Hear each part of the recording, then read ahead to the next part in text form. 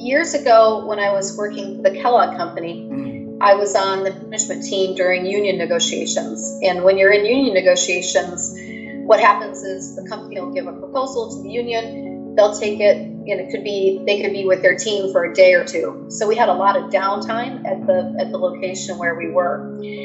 And I had always felt that it was important that I write down some things that happened in my family when I was younger and when I was an adult. And so I just spent that time when I had a lot of downtime at this location, and I started writing some of the stories from my past. And it was just a sense that I needed to get those stories out on paper. And so that was the beginning. I didn't really know where it was going to go. I don't even think I envisioned a book. I just was writing down some of the stories from the past. And so that was back in 2004, I think it was. So it was a long time ago.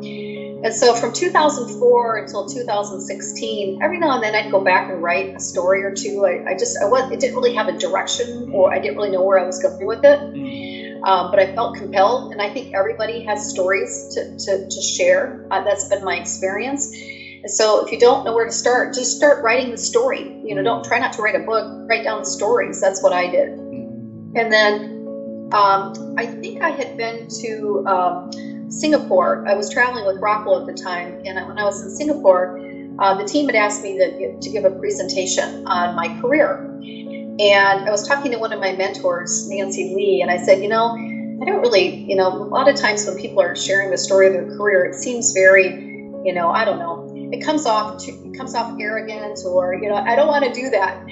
And I ended up writing my presentation. I called it The Good, the Bad, and the Ugly. And so I spoke to a team of about 100 of my colleagues at the time in Singapore. And in that presentation, it's the first time I shared some of those stories. Because what I realized when I was preparing for the presentation was that some of the best leadership lessons along my path were the stories that happened to me that were bad or ugly. And that I learned the most about myself in terms of how to be a more effective leader and how to live a happier life. And I remember when I gave the presentation, I was really surprised by the impact it had.